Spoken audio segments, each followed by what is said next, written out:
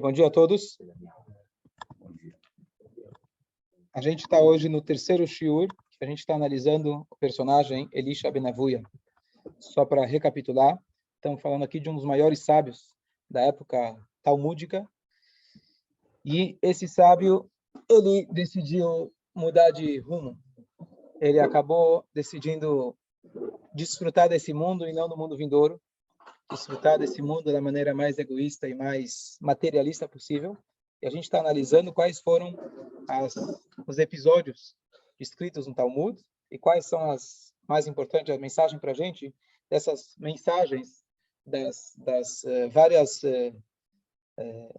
coisas que aconteceram na vida dele que fizeram ele acabar mudando de rumo. Então vamos só resumir aquilo que a gente falou. A gente contou que antes dele crescer ainda como sábio, o pai dele fez uma festa. Naquela festa tinha alguns sábios que estavam estudando o Torá, mesmo que a festa não estava num ambiente muito kasher.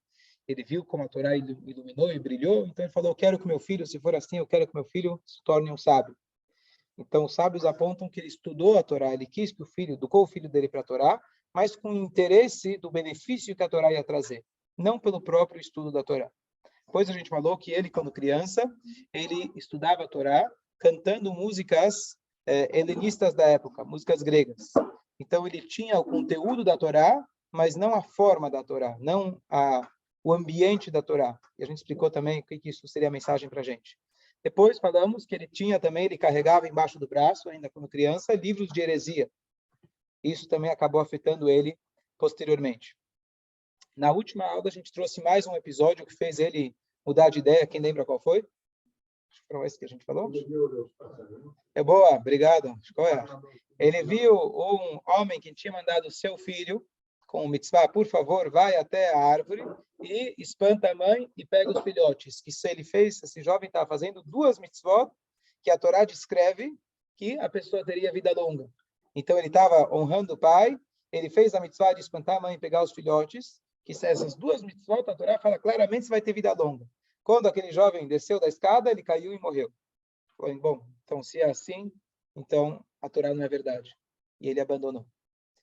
Outro episódio, também trazido no Talmud, que ele viu a língua cortada de um dos sábios sendo devorada pelos cães.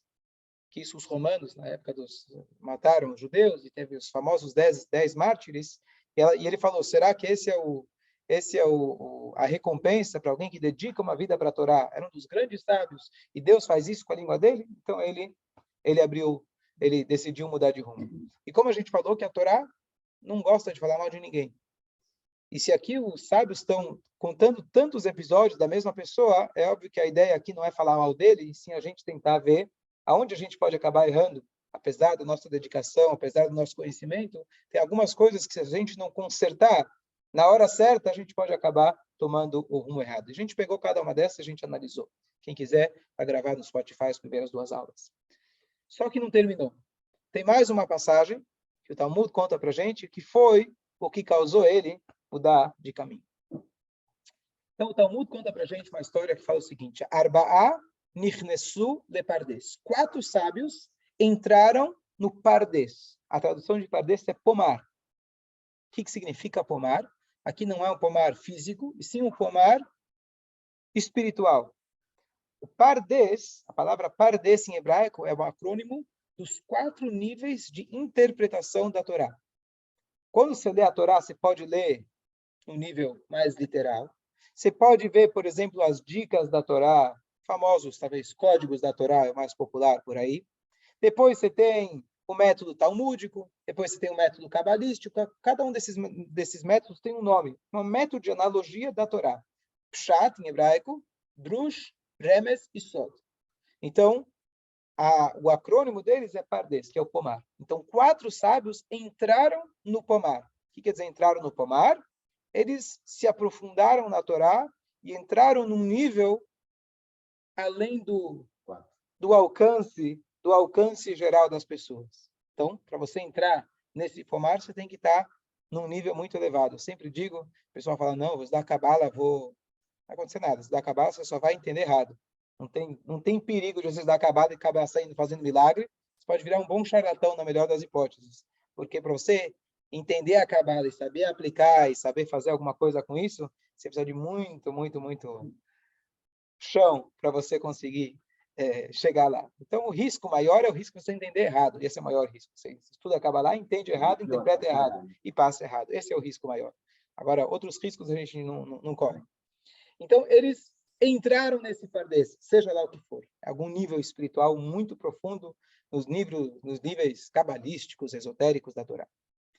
E lá eram os 4 sábios, Ben Azai, Ben Zomá, 2 sábios, Acher, que é o apelido desse indivíduo que a gente está estudando, Acher é o outro, a gente vai ver por quê, aqui é hoje o episódio, porque ele recebeu esse apelido, e o último era o famoso Rabi Akiva.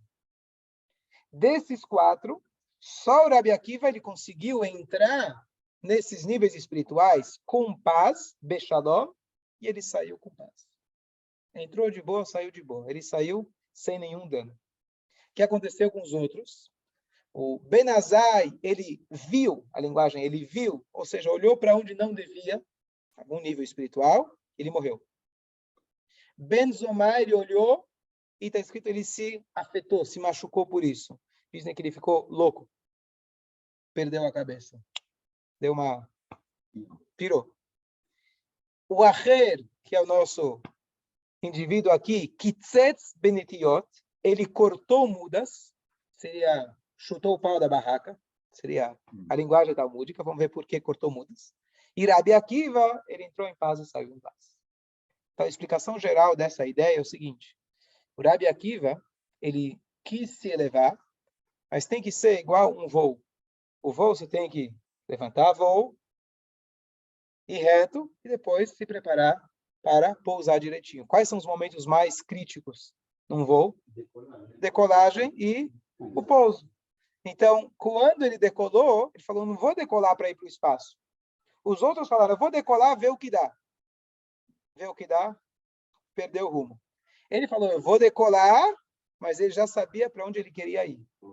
Ele colocou um limite, exatamente. Ele sabia onde ele queria chegar, então ele entrou em paz, ele saiu em paz. Todos os outros acabaram sendo afetados de forma negativa, o que é estranho. Você se aproximou de Deus, você deveria, alguma coisa de boa deveria sair. Mas é igual a luz, igual ao fogo. Você tem que tirar o benefício e não saber aonde você pode, até onde você pode chegar. Se você chega perto demais, se o diamante você coloca muito perto do olho, você não enxerga ele. O fogo, se você chega muito perto, você pode acabar se queimando. E então eles não estavam preparados para isso. Então cada um deles teve um efeito negativo. E aí, a partir daí, o Talmud conta o que foi que ele viu lá em cima e o que fez ele mudar de rumo. Vamos continuar aqui a história. O que ele viu? Pergunta o Talmud. O que o Acher, Elisha Ben Avuia, o que ele viu lá? Haza, ele viu. Metatron, deitiava lereshuta lemetav lemichtav zechota de Israel. Traduzir. Ele viu o maior dos anjos, que o nome dele é Matat, ou Matatron, é o nome desse anjo, que ele estava sentado escrevendo os méritos do povo de Israel. Claro que é uma linguagem metafórica, mas Deus, ele estabeleceu uma corte celestial, ele tem os anjos, e ele viu esse anjo escrevendo os méritos do povo de Israel. E ele falou, peraí, eu aprendi que aqui em cima sequer existe alguém sentar ou alguém ficar de pé. Será que existe 2 deuses? Será que Deus permite que algum anjo, algum ser vai escrever ou vai ser o advogado do povo judeu? Achei que é só Deus. O resto é tudo robozinho. Deu a impressão para ele que Deus tinha ajudantes que poderiam tomar decisões de forma independente. Então ele falou, bom, eu acho que tem dois deuses. Foi a impressão que ele viu. Cheguei tão perto de Deus, olha o que eu vi. Descobri que tem 2, aparentemente. Bom, a história, eu sempre falo, essas partes do Talmud são, na verdade, são enigmáticas, e aqui tem um código aqui. A história parece uma coisa, mas na verdade tem muito mais por trás disso. Mas vamos ver o que ele diz na história. E aí, então, Deus, ele foi lá e deu um chute nesse anjo, ele chutou ele bem longe, claro que é metafórico. E aí, perguntaram para esse anjo, por que você não se levantou na hora que chegou esse sábio? Aparentemente, esse anjo não tinha dado o kavod, a honra suficiente para esse sábio. E aí, ele, ele não respondeu esse anjo. Mas esse anjo foi lá, já que por causa desse rabino ele foi chutado para fora, já que ele tinha na mão um livro aonde ele escrevia os méritos do povo, ele foi lá e apagou do livro todos os méritos daquele cara, do Acher. E aí ele ouviu uma voz, o sábio ouviu uma voz celestial dizendo: Chuvo banim shovavim. Voltam filhos bagunceiros, ou filhos, aqueles que saíram do caminho, chutz me'acher, menos o Acher. Todo mundo pode fazer chuvá, menos você. E aí ele disse, bom, já que eu perdi o mundo vindouro, pelo menos deixa eu aproveitar esse mundo. E aí ele saiu do caminho. Ele encontrou uma mulher de rua, para não falar de forma mais literal, e ele falou, vamos? Rabino, você? É você mesmo? Você é o grande? Como assim? Aí ele foi lá, era um Shabat, ele foi lá, pegou uma muda e arrancou a muda no Shabat, que é uma das proibições bíblicas, mostrando que não estou mais nem aí, não sou mais. E ela virou e falou: Ah, você não é o Rabino, você é outra pessoa. E aí que ele adquiriu o nome Acher. Essa é a história. Agora, já, vamos tentar analisar aqui. O nome desse shur é um herege no divã. Vamos tentar aqui analisar que história é essa. E mais importante, é claro que a gente não vai entender esses negócios dos anjos, etc. Mas qual que é a mensagem que o Talmud está falando para nós, seres humanos limitados, que estamos muito distantes de fazer essa viagem aí nos mundos celestiais? Que mensagem tem isso para a gente? Mordecai fala. Então vamos tentar extrair, vamos tentar separar essa história, analisar uma parte por vez. Então a primeira coisa, ele fez um voo espiritual. Esse voo, como eu falei, quando a pessoa quer entrar num transe espiritual, a pessoa tem que ter um objetivo. O que isso significa para a gente? Quem de nós consegue entrar num transe espiritual? Mas uma das coisas que a gente vê é que a diferença entre o judaísmo e a maioria das religiões, vamos pegar um exemplo distante, mas o budismo, por exemplo, onde a ideia é se afastar do mundo. O mundo é muito materialista, o dinheiro destrói as pessoas. Vamos buscar a meditação, vamos buscar sair desse mundo. O judaísmo ensina para a gente que a gente precisa de vez em quando rezar, você precisa se espiritualizar, mas o objetivo não é você fugir do mundo. O objetivo é você se inspirar para você transformar esse mundo e não fugir daqui. O cristianismo, também, sem querer comparar, mas apenas para a gente usar como compreensão. A ideia de casar é o pecado, porque é um desejo humano, um desejo natural, um desejo animal, é abominável. Sabem que daí que surgiu a lua de mel. A pessoa se sentia culpada por casar, então para amenizar a dor, ia para a lua de mel. Por isso, lua de mel não é uma coisa judaica, verdade? Então, a ideia de que a carne, o desejo é algo abominável, que a gente está aqui para perdoar o pecado original, não é uma ideia judaica. Nós estamos aqui. O pecado original foi premeditado, foi uma armação que Deus fez, para que nós pudéssemos sair do Gan Eden e transformar esse mundo. Esse é o objetivo. O objetivo não é daqui para o céu, e sim do céu para a terra. Então, a ideia que Rabi Akiva transmite para a gente é que quando a gente busca uma ascensão espiritual, e quem não busca? Especialmente no momento que a gente sente que a gente está precisando de alguma coisa. Está chegando Rosh Hashanah, está chegando Yom Kippur. A ideia não é a gente escapar da realidade. A ideia é a gente se inspirar para transformar a realidade. Isso, na verdade, é um efeito que vai mudar muitas atitudes do nosso dia a dia. A gente está sempre fugindo. Você liga o celular para fugir dos problemas. Você liga o Netflix para fugir dos problemas. É normal, faz parte. O ser humano quer fugir dos problemas. Chega uma hora que não vai funcionar. O que a gente precisa, na verdade, tudo bem, de vez em quando você precisa relaxar, mas o relaxamento com um objetivo. As pessoas que permitem que o relaxamento ou que a viagem se torne um objetivo, eles acabam esquecendo o objetivo da vida. Então, isso pode ser nos termos espirituais ou pode ser nos termos materiais. O importante é que a gente, quando vai fazer o voo, a gente sabe que eu tenho que levantar voo, saber o destino e saber aonde eu vou pousar. Dúvidas? Comentários? Fácil?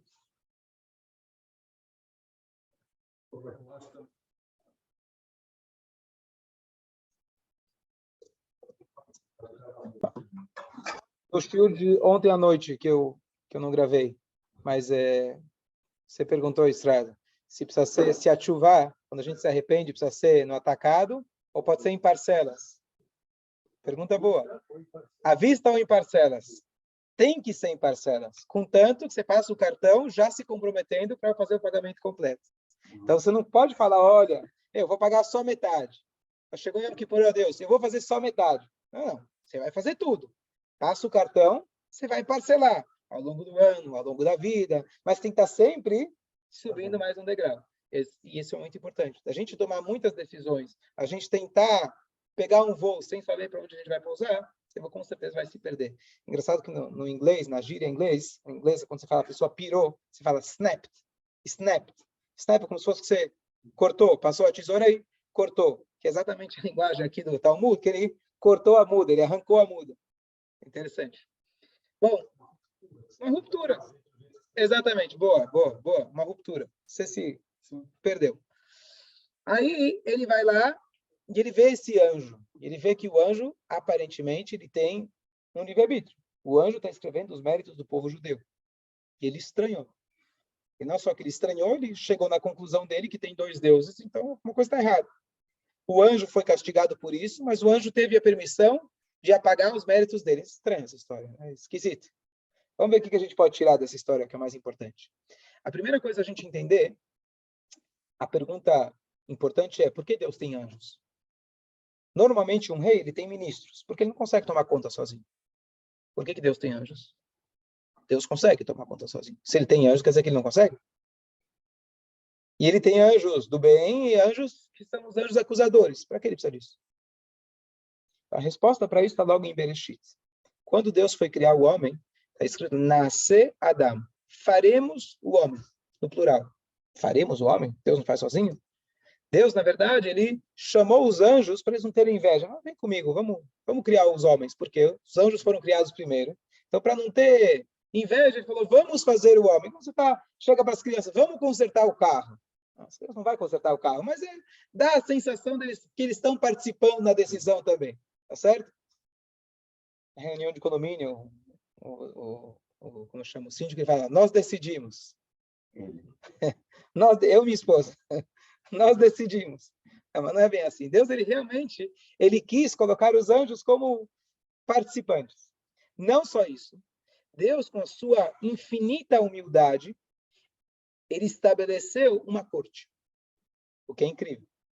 Um ser humano, ele vai falar, bom, eu não vou julgar sozinho. Eu preciso de outros juízes, preciso de outras opiniões. Eu quero ver o que o júri, Eu não posso, não sou o dono da verdade. Mas Hashem, ele é a única verdade. Ele é a verdade. Ele deveria e poderia julgar sozinho. Mas para ensinar a gente, Deus ele fala, não, eu vou estabelecer uma comissão. E Hashem estabeleceu a comissão que vai acusar, tem a comissão que vai ser os promotores e assim por diante. Deus estabeleceu uma corte celestial. E ele dá permissão, entre aspas, para cada um deles ter o seu argumento. Primeiro, para ensinar para a gente que se Deus, que é a verdade, sabe a verdade, que poderia julgar sozinho, não julga sozinho, normalmente, quem somos nós para julgar o outro? Quem somos nós para tomar uma decisão? Quem somos nós para formar uma opinião sobre a atitude de outra pessoa? Número 1. Agora, o cuidado que a gente tem que ter, que esse foi o erro dele, é que os anjos não têm livre arbítrio. Eles estão exercendo o papel deles porque Deus deu para eles o poder de fazer esse papel. Mas não é uma força independente. Nós, seres humanos, eu posso optar de fazer algo contrário daquilo que Deus queria de mim. Por quê? Essa é a dádiva do ser humano que Hashem fez. Já os anjos, eles não têm esse livre-arbítrio. Pode dar a impressão que eles têm, mas eles não têm livre-arbítrio. Pergunta a vocês, você viu algum anjo por aí? Está procurando anjo. Certo? Tinha duas mulheres conversando. Uma mulher falou, meu marido é um malach, meu marido é um anjo. A outra respondeu em Yiddish, meu marido is euch nicht kein Mensch. Meu marido também não é gente. Mente em hebraico cabe melhor. Toda vez que eu olho no espelho, eu vejo um anjo. Ah, é? Qual dos anjos? Tem vários tipos de anjo. Certo? Mas o anjo não tem origem. E ele viu um anjo escrevendo os méritos. Por que ele não interpretou que, tipo, Deus mandou ele? Então, eu não vou, a gente não vai entender exatamente o que foi que incomodou esse sábio. Como a gente falou, a gente tem que tentar traduzir para nós. Já que a gente não vê anjo, o que isso significa para a gente? O que significa para a gente é, às vezes, parecido com o que a gente viu na outra vez, a língua daquele grande sábio estava sendo devorada pelos cachorros. Às vezes a gente vê uma injustiça, às vezes a gente foi maltratado por alguém. E a gente fala, bom, é isso que Deus quer de mim? É isso que Deus faz para mim? Será que eu mereço? E a gente não consegue, às vezes, ter a visão de que tudo que acontece conosco está sendo orquestrado por Deus. Sim, aquela pessoa fez a sua má escolha, mas o que aconteceu comigo ia acontecer de qualquer jeito. Se não fosse A, ia ser B.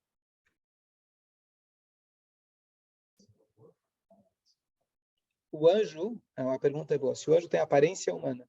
O anjo não tem aparência porque nós somos compostos de Homer e Tzurah, de matéria e forma. O anjo ele é composto de forma sem matéria. O que quer dizer forma sem matéria? A gente conhece a forma da matéria. A forma sem matéria significa que tem uma personalidade. Igual quando uma pessoa falece, a gente fala, a pessoa continua. O Homer, a matéria não continua, mas a pessoa continua. A alma dele continua como um indivíduo, e não como um geralzão. Ele tem um indivíduo, ele tem um papel, só que ele não tem a forma física. Essa é a definição que o Maimonides coloca. Então, para nós que não vemos os anjos, então a ideia é a gente conseguir entender que mesmo quando a gente vê que aparentemente alguém está tendo uma escolha de fazer para a gente o bem, que a gente fala, poxa, obrigado. Você vai agradecer a pessoa. Claro, ela fez de bom grado. Mas saber que o obrigado verdadeiro não é a pessoa, e sim aquele que realmente coordenou para que você pudesse receber aquilo. E aquela pessoa que te fez o mal, você realmente saber atribuir a origem de onde isso veio. Isso é muito difícil. Muitas vezes, e esse, na verdade, é trazido porque a pessoa, quando fica brava, é considerada que ela faz idolatria. Você ficou bravo, é igual a idolatria. Por quê? Idolatria é você falar, olha, existe algo fora do domínio divino. Tem outras forças. Então, se eu atribuo o meu erro a você, se eu atribuo o meu sofrimento a uma pessoa, a uma situação, o que eu estou falando, bom dia? O que eu estou dizendo? Existem forças aleatórias, existem forças independentes. E como isso pode acontecer comigo? Como fulano fez isso comigo? Como se fosse que foi uma injustiça. Se eu entendo que o fulano foi apenas um canal de Deus, e ele é o juiz, ele sabe exatamente por que, como e quando aconteceu comigo, vou ficar mais tranquilo. Então, distante da situação dele, que viu os anjos, mas pelo menos uma pequena lição da gente, agora meditar nesse mês, da gente tentar entender que tudo que acontece conosco não existe em outras forças. As pessoas têm escolhas, mas isso é o problema dele com Deus. O que aconteceu comigo era para acontecer. Fácil?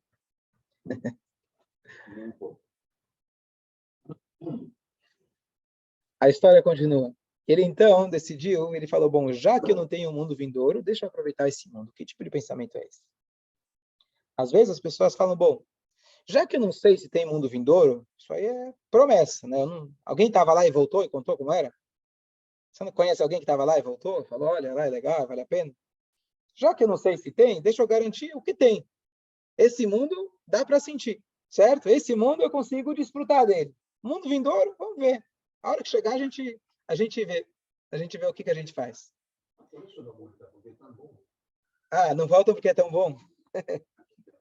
Aqui é ruim? Depende. A ideia que eu gosto de falar a respeito dessa ideia do mundo vindouro, a Torá, escrita não fala em nenhum lugar de forma explícita do mundo vindouro. Não existe a palavra Gan Eden na Torá. Só em relação a Gan Eden histórico, que era aqui na Terra, onde Adão e Eva viveram. Mas Gan Eden como vida, após a vida, não consta na Torá. Por quê? Uma das explicações mais simples que a Torá fala sobre coisas que a gente consegue sentir, ver, ouvir, usar os nossos cinco sentidos. Não adianta falar sobre coisas que estão além da nossa compreensão, a gente se relacionar com aquela ideia. Fala.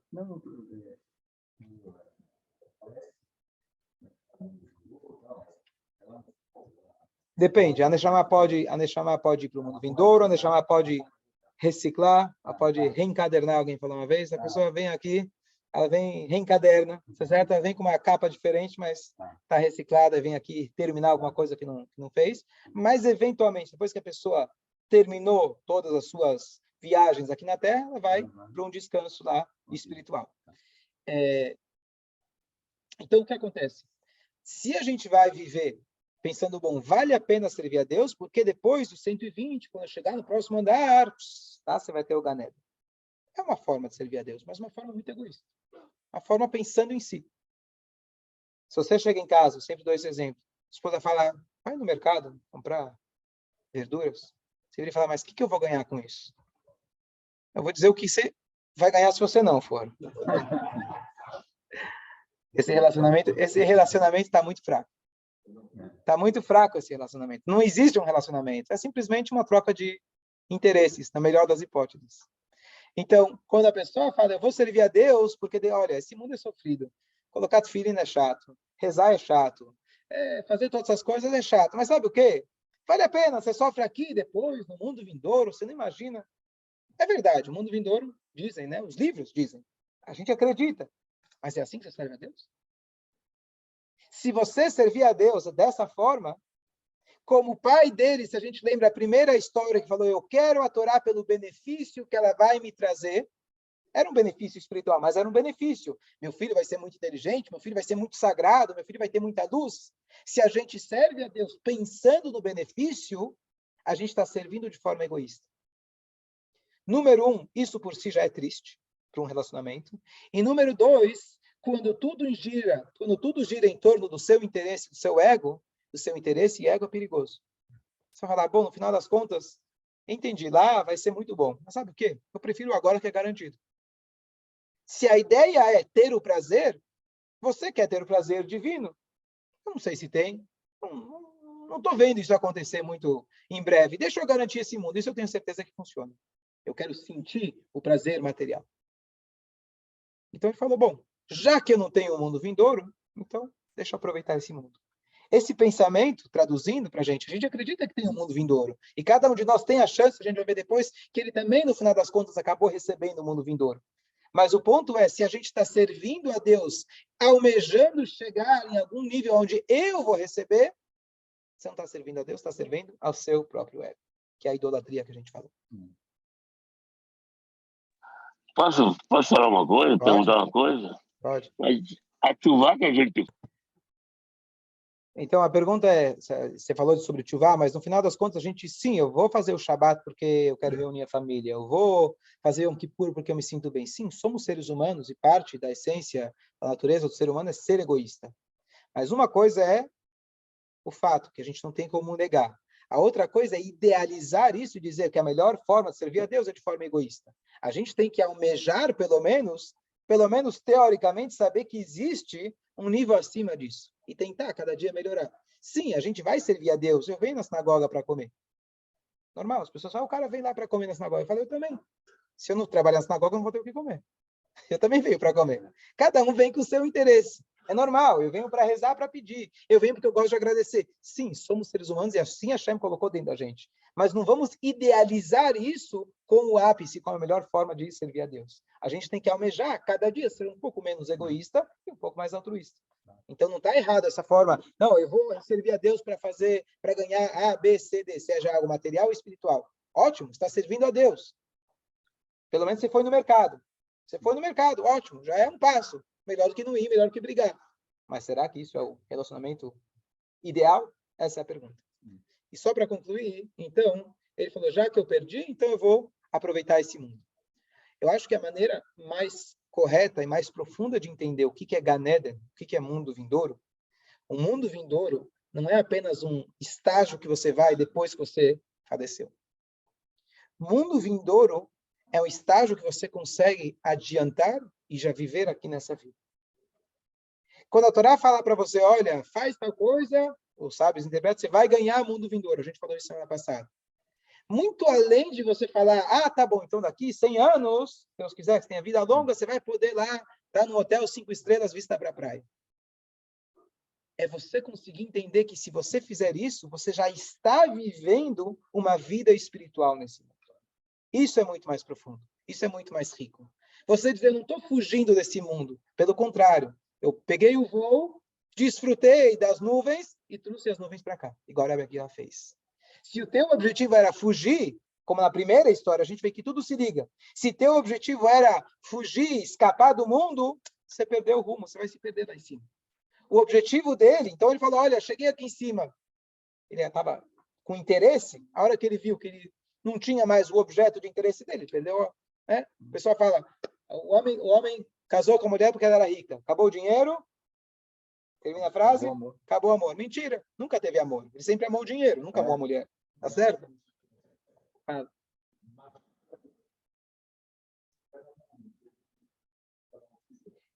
A palavra não é tempos diferentes. A pergunta é muito profunda. Se Mashiach vai vir em tempos diferentes para cada um. A verdade é que Mashiach tem o Mashiach individual e o Mashiach global. Quando a gente fala o Mashiach, a gente está falando de forma global. Mas a época de Mashiach se chama Geulah. Geulah significa redenção.